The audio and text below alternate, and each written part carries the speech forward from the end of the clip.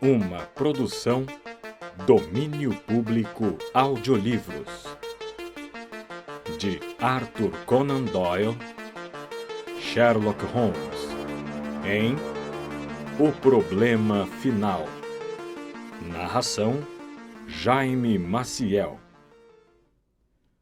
Antes de começar o vídeo, curta, compartilhe e caso ainda não seja inscrito no canal, clique no botão inscreva-se. Quer ouvir mais histórias de Sherlock Holmes? Confira a nossa playlist. Aproveite o audiolivro. É com o coração pesado que pego a pena para escrever as últimas páginas, onde registrarei os talentos especiais que distinguiam meu amigo, o Sr. Sherlock Holmes. De modo incoerente e, percebo, inteiramente inadequado, procurei narrar as minhas estranhas experiências em sua companhia, desde o acaso que nos reuniu, por ocasião de um estudo em vermelho, até a época de sua interferência na questão do Tratado Naval, que teve o resultado inegável de impedir uma grave crise internacional. Era minha intenção parar ali, sem mencionar o acontecimento que gerou tamanho vazio em minha vida, que nem mesmo a passagem de 2 anos conseguiu amenizar. Mas fui obrigado, pelas cartas recentes em que o coronel James Moriarty defende a memória do irmão, a colocar diante do público os fatos exatamente como aconteceram. Só eu conheço a verdade absoluta a respeito do assunto, e estou certo de ter chegado o momento em que ocultá-la não traz benefício a ninguém. Que eu saiba, só houve 3 relatos na imprensa: o do jornal Genève, de 6 de maio de 1891, o comunicado da Reuters nos jornais ingleses de 7 de maio e, finalmente, as cartas recentes a que me referi. Destes, o primeiro e o segundo foram extremamente condensados, enquanto o último é, como mostrarei agora, uma distorção completa dos fatos. Cabe a mim contar pela primeira vez o que realmente aconteceu entre o professor Moriarty e Sherlock Holmes. Devo lembrar que, depois do meu casamento e do início da clínica particular, as relações estreitas que eu tinha com Holmes modificaram-se até certo ponto. Ele ainda me procurava de tempos em tempos, quando desejava um companheiro nas suas investigações. Mas essas ocasiões tornaram-se cada vez mais raras, até que no ano de 1890 registrei apenas 3 casos.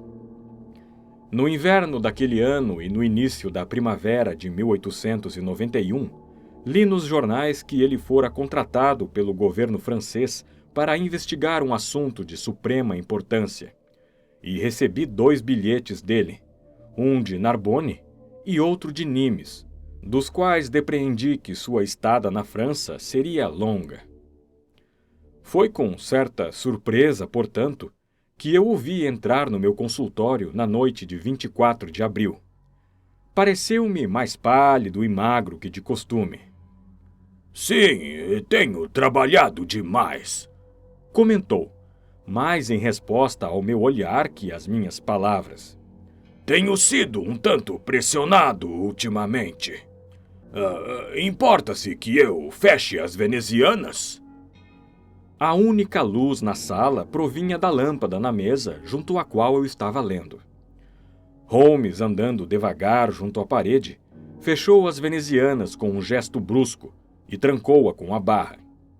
"Está com medo de alguma coisa?" Perguntei. "Estou sim." "De quê?" "Pistolas de ar." "Meu caro Holmes, o que quer dizer com isso?" "Você me conhece o suficiente, Watson, para saber que não sou absolutamente um homem nervoso. Ao mesmo tempo, é estupidez e não coragem ignorar um perigo que está próximo.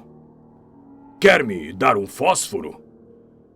Deu uma profunda tragada no cigarro, como se ficasse grato ao seu efeito tranquilizador. Devo me desculpar pela visita tardia e suplicar que seja suficientemente desprovido de preconceitos para permitir que eu saia daqui a pouco de sua casa saltando o muro dos fundos. Mas o que significa tudo isso? Estendeu a mão e vi, à luz da lâmpada, que os nós de 2 dedos estavam arranhados e sangrando. Como vê, não se trata de ninharia, falou sorrindo. Pelo contrário, é bastante sólido para quebrar a mão de um homem. A senhora Watson está em casa? Está fora, visitando a família. Verdade. Então, está sozinho? Inteiramente. Então fica mais fácil propor que passe uma semana comigo no continente. Onde? Em qualquer lugar, não faz diferença. Havia alguma coisa muito estranha naquela história. Holmes não costumava tirar férias sem objetivo, e algo no seu rosto pálido e abatido me dizia que seus nervos estavam em extrema tensão. Leu a pergunta nos meus olhos, e juntando as pontas dos dedos e apoiando os cotovelos nos joelhos, explicou-me a situação. É provável que nunca tenha ouvido falar no professor Moriarty. Nunca. Sim. Este é o engenho e a maravilha de toda a história. O homem permeia Londres e ninguém ouviu falar nele. É isso que o coloca no ápice dos registros criminais. Afirmo com toda a sinceridade, Watson, que se eu pudesse derrotar esse homem, livrar a sociedade dele, acharia que a minha carreira havia chegado ao auge e estaria disposto a adotar um estilo de vida mais sereno. Cá entre nós, os casos recentes em que fui útil à família real da Escandinávia e à República da França deixaram-me em condições de viver uma vida tranquila, que é mais do meu agrado. Concentrando-me em pesquisas químicas, mas não poderia descansar, Watson. Não ficaria sentado tranquilo na minha poltrona se soubesse que um homem como o professor Moriarty anda impunemente pelas ruas de Londres. O que ele fez? Sua carreira é extraordinária. É um homem bem-nascido e de excelente cultura, dotado pela natureza de um talento matemático excepcional. Com 21 anos, escreveu um tratado sobre o teorema binário que fez sucesso na Europa inteira. Com base nisso, conquistou a cátedra de matemática numa de nossas universidades menores e, ao que tudo indicava, tinha pela frente uma carreira brilhante. Mas suas tendências hereditárias são do tipo diabólico.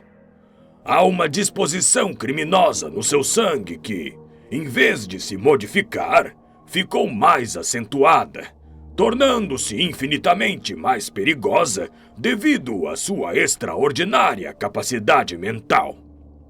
Boatos sinistros espalharam-se pela cidade universitária e ele acabou sendo obrigado a renunciar à cátedra e vir para Londres, onde se estabeleceu como um instrutor do exército. Isto é o que se sabe em geral, mas o que vou contar agora é o que eu descobri. Como você sabe, Watson, ninguém conhece tão bem como eu os altos círculos criminais de Londres. Há anos venho percebendo uma força por trás do criminoso, um grande talento organizador que procura obstruir a ação da justiça e proteger o malfeitor. Repetidamente, em casos dos mais variados tipos, falsificação, roubo, homicídio, senti a presença dessa força e percebi sua ação em muitos dos crimes não solucionados em que não fui pessoalmente consultado. Há anos tento rasgar o véu que encobre isso, e finalmente consegui encontrar o fio da meada e segui-lo. E ele me conduziu, após 1000 voltas tortuosas, ao ex-professor Moriarty, a celebridade matemática. Ele é o Napoleão do crime, Watson. É o organizador de metade do que há de maligno e de quase tudo que passa despercebido nesta grande cidade. É um gênio, um filósofo, um pensador abstrato. Sua inteligência é excepcional. Fica imóvel como uma aranha no centro da teia, mas a teia tem milhares de ramificações, das quais ele conhece cada tremor. Ele mesmo pouco faz, apenas planeja. Mas seus agentes são numerosos e esplendidamente organizados. Se há um crime a cometer, um documento a roubar, uma casa a ser invadida, um homem a ser liquidado, a informação é transmitida ao professor e o negócio organizado e executado. O agente pode ser surpreendido. Nesse caso, surge dinheiro para a fiança ou a defesa, mas o poder central que utiliza o agente nunca é apanhado. Nem sequer se suspeita quem seja. Foi essa a organização que encontrei por dedução, Watson, dedicando toda a minha energia a desmascará-la e dissolvê-la. Mas o professor está rodeado de salvaguardas tão habilmente arquitetadas que, por mais que eu tentasse, parecia impossível obter provas que o condenassem num tribunal. Conhece meus talentos, meu caro Watson, e, no entanto, depois de 3 meses, fui obrigado a admitir que havia encontrado finalmente um adversário do meu nível intelectual. Meu horror diante de seus crimes transformou-se na admiração de sua habilidade. Mas, finalmente, ele cometeu um erro. Um pequeno erro, que foi demais para ele, porque eu estava bem próximo, no seu encalço. Surgiu a oportunidade e, a partir desse ponto, teci minha rede em volta dele, e agora está tudo pronto para fechá-la. Dentro de 3 dias, ou seja, na próxima segunda-feira, o caso estará no ponto, e o professor, com todos os principais integrantes da sua gangue, cairá nas mãos da polícia. Haverá então o maior julgamento criminal do século, o esclarecimento de mais de 40 mistérios, e forca para todos. Mas se agirmos antes da hora, eles podem escapulir das nossas mãos no último instante. Se eu pudesse ter feito isso sem que o professor Moriarty soubesse, tudo correria bem. Mas ele era esperto demais para isso. Percebeu todas as minhas ações para lançar a rede à sua volta. Tentou escapulir várias vezes, mas eu o impedi. Se uma narrativa detalhada desta luta silenciosa fosse escrita, estaria entre os duelos mais brilhantes da história policial. Nunca cheguei antes a este ponto, e nunca fui tão pressionado pelo adversário. Ele deu golpes fundos, mas consegui solapá-lo. Esta manhã, tomei as últimas providências, e faltam apenas 3 dias para terminar o caso. Estava sentado em meu quarto, refletindo sobre o assunto, quando a porta se abriu e o professor Moriarty surgiu na minha frente.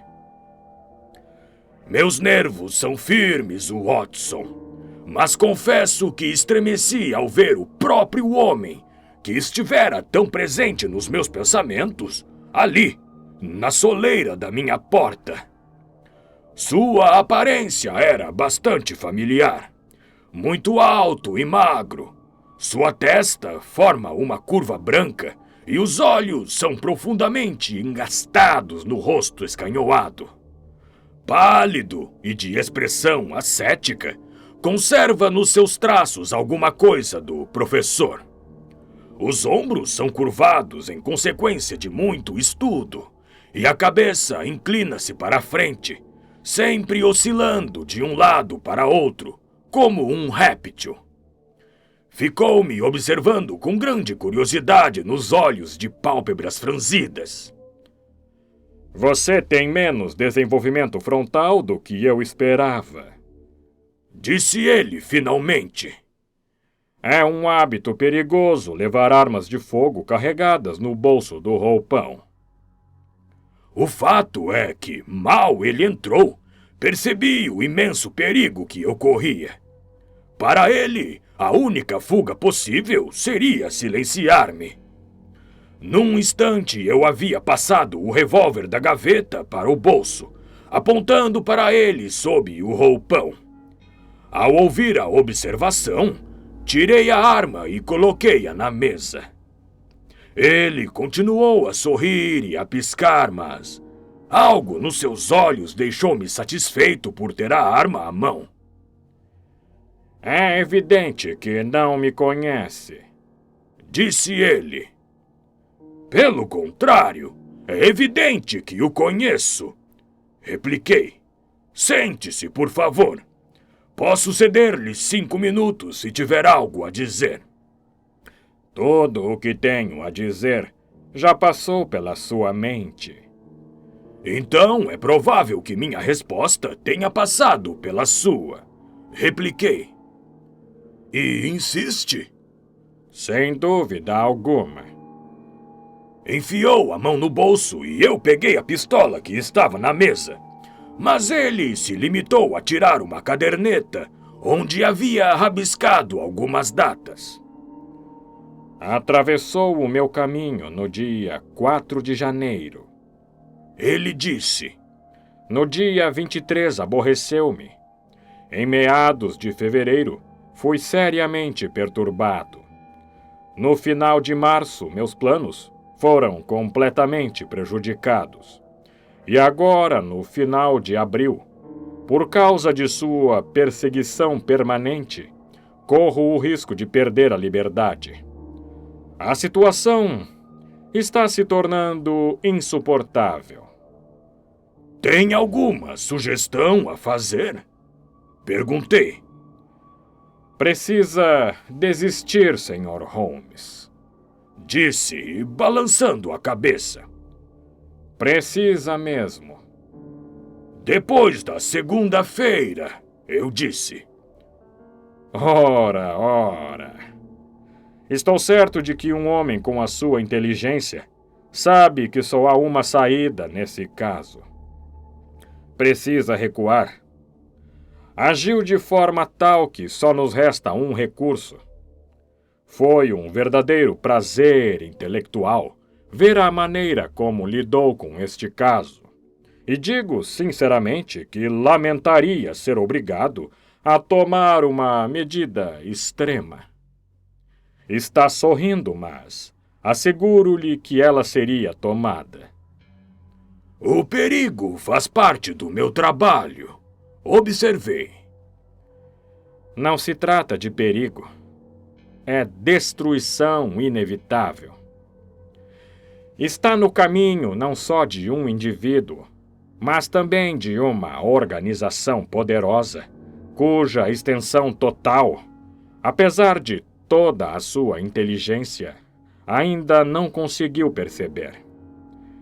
Terá de se afastar, Sr. Holmes, ou será pisoteado. O prazer desta conversa está fazendo com que eu me descuide de um trabalho importante que me espera em outro lugar. Ele também se levantou e me fitou em silêncio, meneando tristemente a cabeça. Bem, é uma pena, mas fiz o que pude. Disse finalmente. Conheço todos os lances do seu jogo. Não pode agir antes de segunda-feira. Foi um duelo entre nós dois, Sr. Holmes. Espera levar-me aos tribunais. Afirmo que nunca sentarei no banco dos réus. Espera me derrotar. Afirmo que isso jamais acontecerá. Se é bastante inteligente para me destruir, pode estar certo de que farei o mesmo em relação ao Senhor. Elogiou-me de várias maneiras, Sr. Moriarty. Repliquei. Permita-me que eu retribua, dizendo que se estivesse certo da primeira eventualidade, acertaria com alegria a última no interesse público. Prometo uma, não a outra. Replicou o ameaçador, e voltando-me as costas encurvadas, saiu piscando da sala. Esta foi a minha estranha entrevista com o professor Moriarty. Confesso que me deixou uma impressão desagradável. Sua maneira de falar precisa e suave transmite uma sinceridade que um simples fanfarrão não conseguiria. Você dirá, é claro, por que não recorre à polícia? O motivo é que eu estou convencido de que o golpe será dado por seus agentes. Tenho todas as provas neste sentido. Já foi agredido? Meu caro Watson, o professor Moriarty não é homem que deixe a grama crescer sob os pés. Saí ao meio-dia para cuidar de um negócio em Oxford Street. Quando passei pela esquina de Bentinck Street com a Welbeck Street, um veículo puxado por 2 cavalos que corriam furiosamente passou por mim como um raio. Saltei para a calçada, escapando por uma fração de segundo. O veículo veio de Marylebone Lane e desapareceu num instante. Depois disso, fui andando pela calçada, Watson, mas quando passava pela Very Street, um tijolo caiu do telhado de uma casa, despedaçando-se aos meus pés. Chamei a polícia e mandei examinar o local. Havia telhas e tijolos empilhados no telhado, destinados a algum conserto, e queriam que eu acreditasse que o vento atirara o tijolo na rua. Eu sabia que não era isso, claro, mas não podia prová-lo. Tomei um cabriolé e consegui chegar ao apartamento de meu irmão em Pall Mall, onde passei o dia. Depois vim para sua casa e no caminho fui atacado por um vagabundo armado de um bastão. Consegui dominá-lo e a polícia o prendeu, mas afirmo com a mais absoluta certeza que não descobrirão jamais qualquer ligação entre o cavalheiro, em cujos dentes incisivos eu feri os nós dos dedos, e o professor de matemática aposentado, que deve estar resolvendo problemas a uns 15 quilômetros daqui. Não se surpreenderá agora, Watson, com o fato de eu ter fechado as venezianas logo que entrei na sala e ter pedido permissão para sair desta casa por um lugar menos visível do que a porta da frente. Eu sempre admirara a coragem do meu amigo, mas nunca tanto quanto naquele instante em que ele contava serenamente uma sequência de incidentes que resultavam num dia de horror. Quer passar a noite aqui? Perguntei. Não, meu amigo. Você me acharia um hóspede perigoso. Tenho meus planos e tudo correrá bem. O caso foi tão longe que eles podem agir sem a minha ajuda para prendê-lo, embora a minha presença seja necessária para condená-lo. É óbvio, portanto, que o melhor a fazer é me ausentar nos dias que restam para a polícia agir. Seria um grande prazer se você fosse comigo ao continente. Minha clientela está tranquila e tenho um vizinho prestativo. Gostaria de ir com você. Amanhã de manhã? Se for necessário. Sim, é muito necessário. Então, estas são as minhas instruções, e suplico, meu caro Watson, que a siga ao pé da letra, pois está jogando comigo um jogo duplo contra o mais inteligente dos criminosos e o mais poderoso sindicato do crime da Europa. Agora escute. Você despachará a bagagem que pretende levar por um mensageiro de confiança esta noite, sem endereço, para a estação de Victoria. De manhã mande chamar um cabriolé. Que seu criado não pegue nem o primeiro, nem o segundo que apareçam. Entre no carro e siga para o Strand, no extremo da Lottery Arcade, dando o endereço ao cocheiro escrito num papel, com o pedido de que ele não o jogue fora. Fique com o dinheiro da corrida na mão e, no instante em que o veículo parar, atravesse correndo a arcade, de modo a chegar ao outro extremo às 9h15. Encontrará uma pequena berlinda à espera junto ao meio-fio, conduzida por um sujeito com uma capa negra e a gola forrada de vermelho. Entre no veículo e chegará à Victoria a tempo de pegar o Expresso Continental. Onde o encontrarei? Na estação. O segundo carro da primeira classe está reservado para nós. O carro é o nosso ponto de encontro, então? É. Foi inútil pedir a Holmes que passasse a noite na minha casa. Era evidente que temia trazer problemas para quem o hospedasse, e por isso saiu logo. Com algumas palavras apressadas a respeito dos nossos planos para o dia seguinte, levantou-se. Acompanhei-o até o jardim. Ele pulou o muro que dava para Mortimer Street e, assobiando imediatamente para chamar um cabriolé, ouvi que se afastava. De manhã, segui ao pé da letra as instruções de Holmes. O cabriolé foi escolhido com tantas precauções que não poderia ter sido colocado ali para nós. Logo após o café, fui para a Lottery Arcade, que atravessei a toda velocidade. Uma carruagem estava à espera, dirigida por um cocheiro robusto, envolto numa capa preta. No instante em que entrei, ele chicoteou o cavalo e saiu em disparada para a estação de Victoria. Quando desci, ele manobrou a carruagem e partiu sem olhar na minha direção. Até então, tudo havia corrido perfeitamente. A bagagem estava à minha espera e não tive dificuldade em descobrir o vagão indicado por Holmes, tanto mais que era o único do trem com a placa de reservado. Meu único motivo de ansiedade era o fato de Holmes não ter aparecido.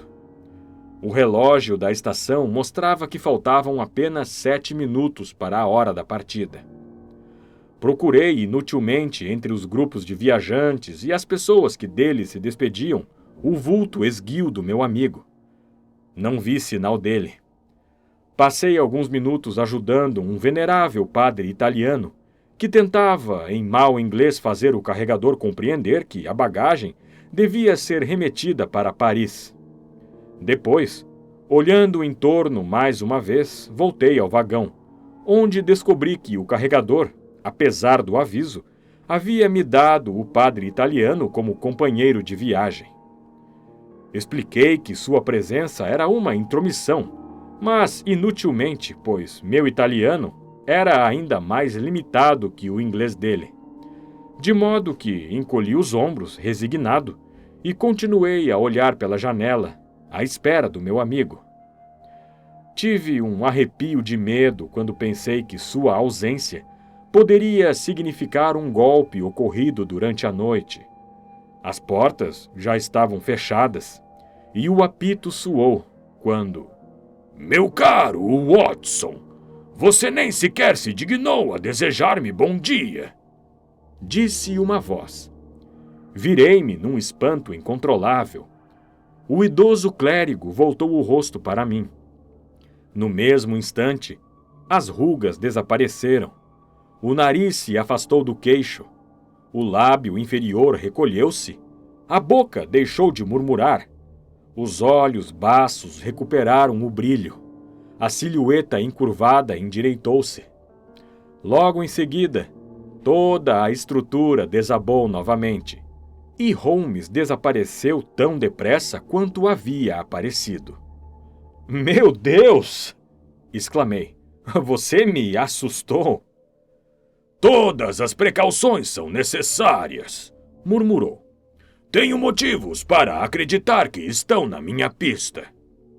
"Ah, lá vem o próprio Moriarty." O trem já tinha começado a se mover.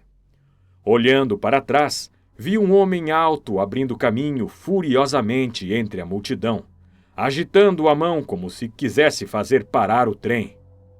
Tarde demais, pois ganhávamos velocidade rapidamente e logo depois saíamos da estação.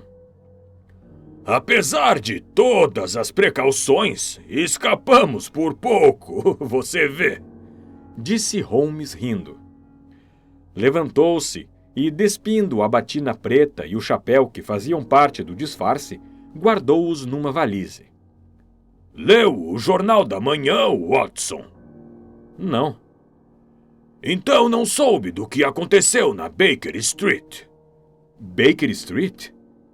"Atearam fogo ao nosso apartamento ontem à noite. Não houve grande prejuízo." "Meu Deus, Holmes, isso é intolerável." "Devem ter perdido completamente a minha pista depois que prenderam o meu agressor. Do contrário, não imaginariam que eu voltaria para casa. Mas tomaram a precaução de vigiar você, e foi isso que trouxe Moriarty à estação de Victoria. Teria cometido algum deslize na vinda?" "Fiz exatamente o que você sugeriu." "Encontrou a carruagem?" "Encontrei e estava esperando." "Reconheceu o cocheiro?" "Não." "Era o meu irmão, Mycroft. Em casos desse tipo, é uma vantagem circular sem a ajuda de um mercenário. Mas precisamos planejar agora o que faremos com Moriarty." "Este trem é expresso e, como faz conexão com o vapor, creio que nos livramos completamente dele." "Meu caro Watson, é evidente que não percebeu o que eu queria dizer quando afirmei que esse homem é meu equivalente intelectual. Acha que se fosse eu o perseguidor, me deixaria dissuadir por um obstáculo tão insignificante? Por que o menospreza a tal ponto?" "O que ele fará?" "O que eu faria?" "O que você faria, então?" "Tomaria um trem especial." "Mas deve ser tarde." "De modo algum. Este trem para em Canterbury e é preciso esperar pelo menos um quarto de hora pelo vapor. Ele nos alcançará ali." "Até parece que somos nós os criminosos. Vamos mandar prendê-lo assim que chegarmos." "Seria arruinar o trabalho de 3 meses. Pegaríamos o peixão, mas os peixinhos escapariam por todas as malhas da rede. Na segunda-feira pegaremos todos. Não, prendê-lo é inadmissível." "Então, o que faremos?"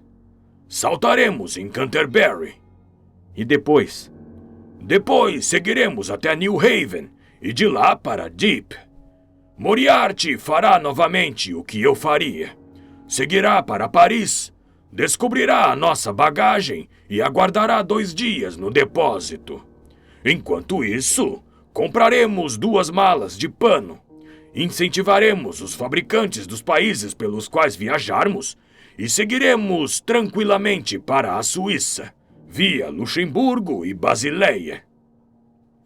"Sou um viajante muito experimentado para me importar com a perda de bagagem, mas confesso que me aborreci com a ideia de ser obrigado a fazer desvios e a me esconder de um homem cuja ficha era negra de incontáveis infâmias." Mas era evidente que Holmes entendia a situação com mais clareza que eu. Portanto, saltamos em Canterbury, descobrindo que precisaríamos esperar 1 hora pelo trem para New Haven. Eu ainda olhava com melancolia o trem que desaparecia rapidamente com a minha bagagem, quando Holmes puxou-me pela manga e apontou para a linha. Já está chegando, vê? Ao longe, entre as florestas de Kent, erguia-se uma fina coluna de fumaça. 1 minuto depois, avistamos um vagão e a locomotiva voando pela curva ampla que terminava na estação. Mal tivemos tempo para nos esconder atrás de uma pilha de bagagens quando o trem passou ruidoso, lançando um jorro de ar quente no nosso rosto. Lá vai ele, disse Holmes, enquanto observávamos o vagão oscilando sobre os dormentes. Há limites para a inteligência do nosso amigo, como vê. Seria um golpe de mestre se ele tivesse deduzido o que eu deduzi e agido de acordo. E o que ele teria feito se nos alcançasse? Não há a menor dúvida de que me mataria. Contudo, o jogo é para 2 pessoas. A questão agora é saber se devemos fazer um almoço antecipado aqui ou correr o risco de morrer de fome antes de chegarmos ao buffet de New Haven. Viajamos para Bruxelas naquela noite e passamos 2 dias na cidade, seguindo no 3º dia para Estrasburgo. Na manhã de segunda-feira, Holmes telegrafou para a polícia de Londres e à noite encontramos a resposta à nossa espera no hotel. Ele rasgou o envelope e, com uma praga, atirou o telegrama na lareira. Eu devia ter adivinhado, gemeu. Ele escapou. Moriarty? Prenderam toda a gangue, menos ele. Escapuliu. É claro que quando saí do país, não sobrou ninguém capaz de enfrentá-lo. Mas pensei que havia colocado toda a jogada nas mãos deles. Acho que é melhor você voltar para a Inglaterra, Watson. Por quê? Porque de agora em diante, serei uma companhia perigosa. Aquele homem não tem mais o que fazer e está perdido se voltar a Londres. Se conheço bem o temperamento dele, vai concentrar todas as energias em se vingar de mim. Foi o que disse em nossa rápida conversa e acho que falava sério. Volte para a sua clientela. É o que recomendo. Não era uma sugestão atraente para um velho lutador e também um velho amigo. Sentados na sala de jantar em Estrasburgo, discutimos a questão durante meia hora, mas na mesma noite continuamos a viagem, seguindo para Genebra. Durante uma semana muito agradável, passeamos pelo Vale do Ródano. Depois, mudando de direção em Leuc, seguimos para o Passo Gemme, ainda coberto de neve, e dali, atravessando Interlaken, chegamos a Meiringen. Foi uma viagem encantadora. Embaixo, o verde frágil da primavera, e no alto, o branco virgem do inverno. Mas eu sabia que nem por um instante Holmes esquecia a sombra que o ameaçava. Nas acolhedoras aldeias alpinas, ou nos solitários passos das montanhas, eu percebia, pelo rápido exame de todas as fisionomias que cruzavam o nosso caminho, que ele estava convencido de uma coisa. Por mais que viajássemos, não conseguiríamos nos livrar do perigo que seguia nossos passos. Certa vez, lembro-me, quando cruzávamos o Gemme e caminhávamos às margens do melancólico Dowbensea, uma pedra grande se deslocou da encosta à nossa direita, rolou e caiu no lago atrás de nós. No mesmo instante, Holmes subiu correndo a encosta e, de pé num ponto elevado, olhou em todas as direções. Em vão. Nosso guia assegurou-lhe que a queda de uma pedra era um fato corriqueiro na primavera naquele ponto. Ele não disse nada, mas sorriu para mim com o ar de quem vê a realização daquilo que esperava. Mas mesmo conservando-se alerta, nunca se mostrou deprimido. Pelo contrário, não me lembro de tê-lo visto tão exuberante. Aludia repetidamente ao fato de que, se pudesse ter certeza de que a sociedade se livraria do professor Moriarty, ele encerraria alegremente a sua carreira. Chegaria a dizer, Watson, que não vivi de todo em vão, observou. Se meus registros fossem encerrados esta noite, eu olharia o fato com serenidade. O ar de Londres é mais suave por causa de minha presença. Em mais de 1000 casos, creio que não usei meus talentos nenhuma só vez do lado errado. Ultimamente, tenho sido tentado a estudar os problemas da natureza e não os mais superficiais. Produtos de nossa sociedade artificial. Suas memórias estarão encerradas, Watson, no dia em que eu coroar a minha carreira com a captura ou a eliminação do mais perigoso e inteligente criminoso da Europa. Serei breve, mas exato, no pouco que me resta contar.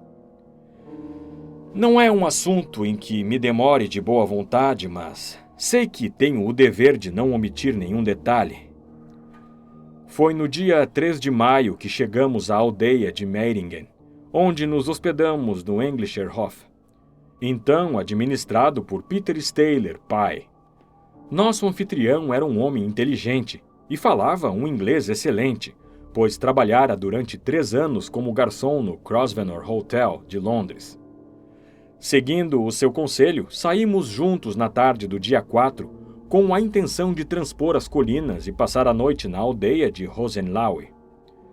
Recebemos recomendações insistentes para não ultrapassarmos de modo algum as quedas de Reichenbach, que ficam no meio da subida da montanha, sem fazer um pequeno desvio para admirá-las.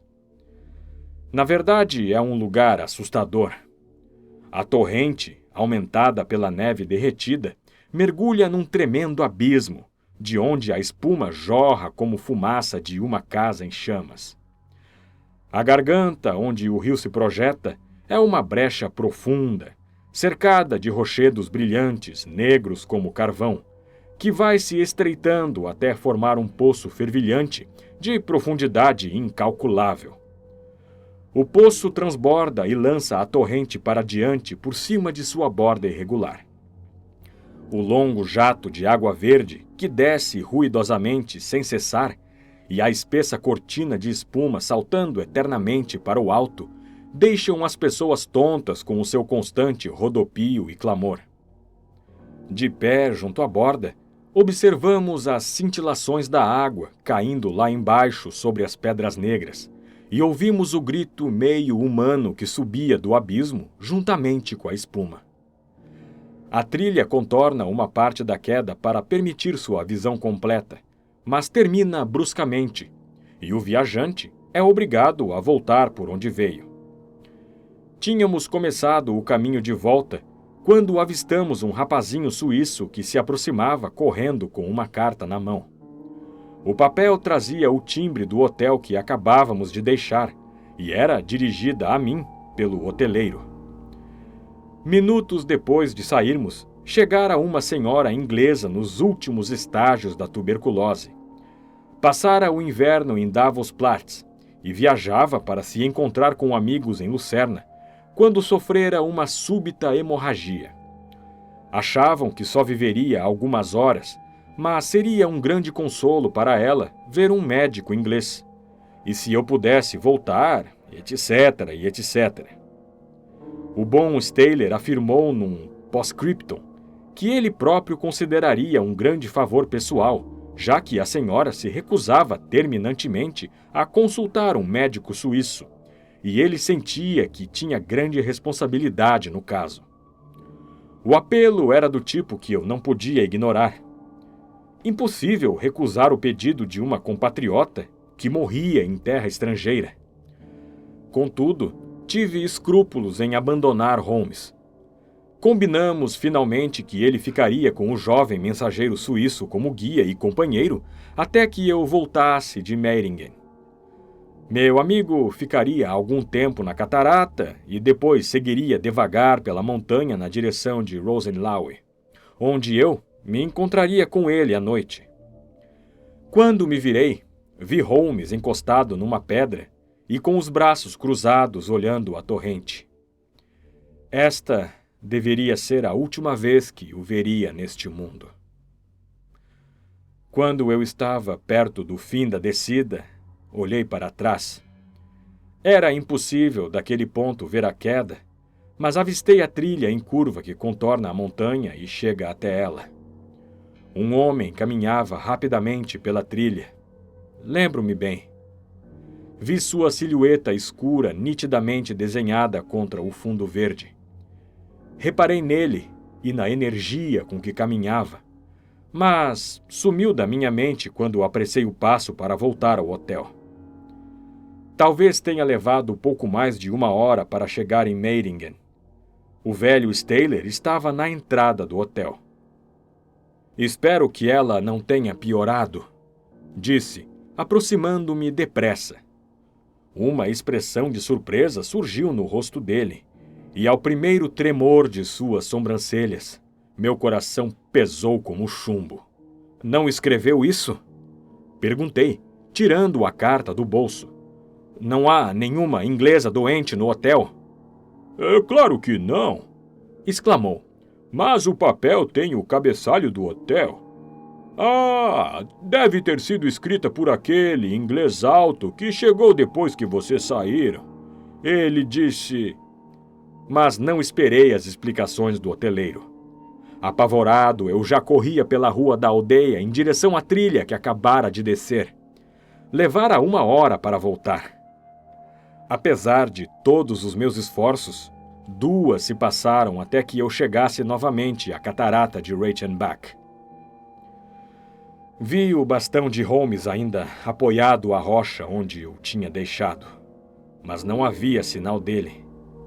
Gritei inutilmente e a única resposta foi o eco de minha voz, reverberando pelas montanhas. Foi a visão do bastão que me deixou gelado e tonto.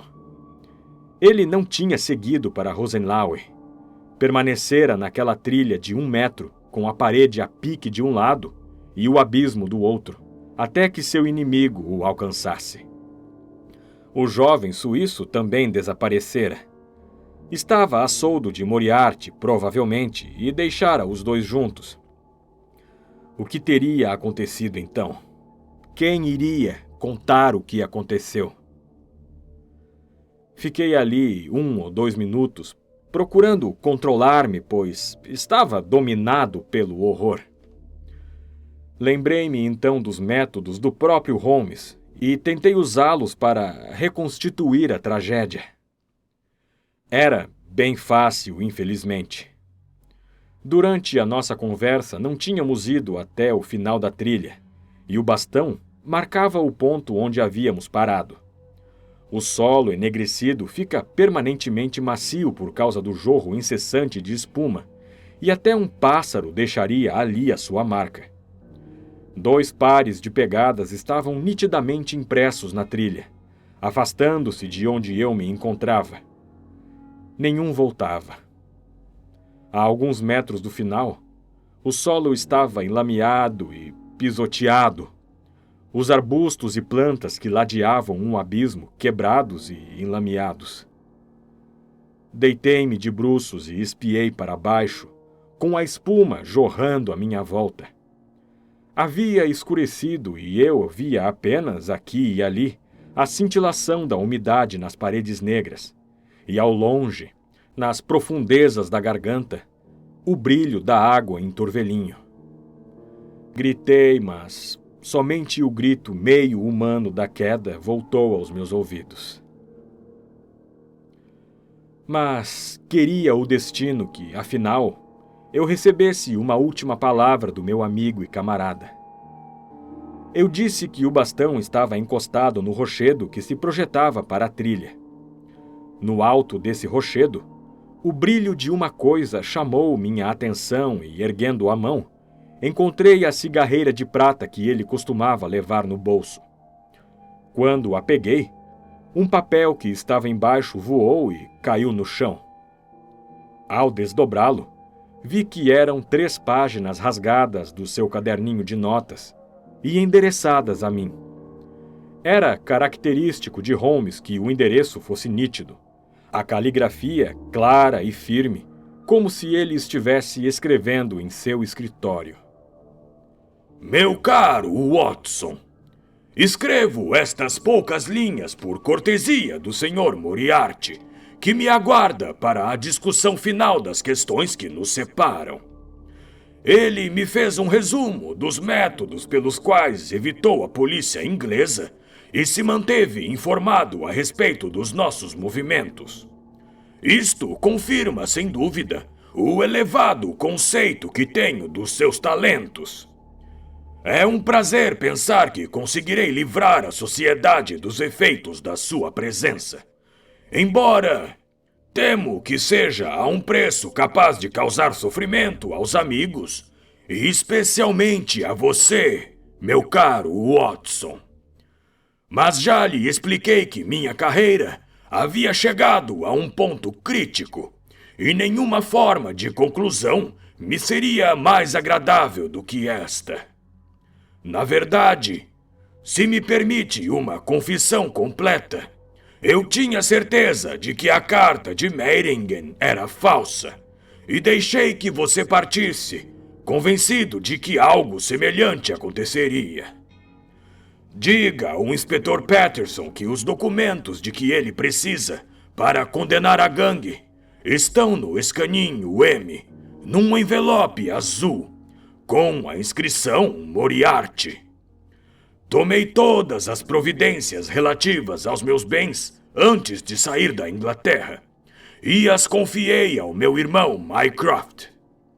Meus cumprimentos à senhora Watson e creia que permaneço, meu caro amigo, seu, sinceramente, Sherlock Holmes. Poucas palavras serão suficientes para contar o que falta. Uma investigação realizada por especialistas deixou poucas dúvidas de que uma luta pessoal entre os dois terminou, como não poderia deixar de ser, em tal situação, na queda de ambos, atracados um ao outro no abismo. Qualquer tentativa de recuperar os corpos seria totalmente inútil, e ali, nas profundezas daquele medonho caldeirão de água rodopiante e espuma, ficarão sepultados para sempre o mais perigoso criminoso e o maior defensor da justiça de toda uma geração. O rapaz suíço nunca mais foi encontrado, e não há dúvida de que se tratava de um dos numerosos agentes empregados por Moriarty. Quanto à gangue, o público ainda deve recordar que as provas acumuladas por Holmes desbarataram completamente a organização. A mão do morto pesou sobre cada um deles. Do seu terrível chefe, poucos detalhes vieram à tona durante o processo, e se fui agora obrigado a fazer uma exposição de sua carreira, foi devido aos defensores insensatos que tentaram limpar a sua memória, atacando aquele que considerarei para sempre o melhor e o mais sábio dos homens. Fim.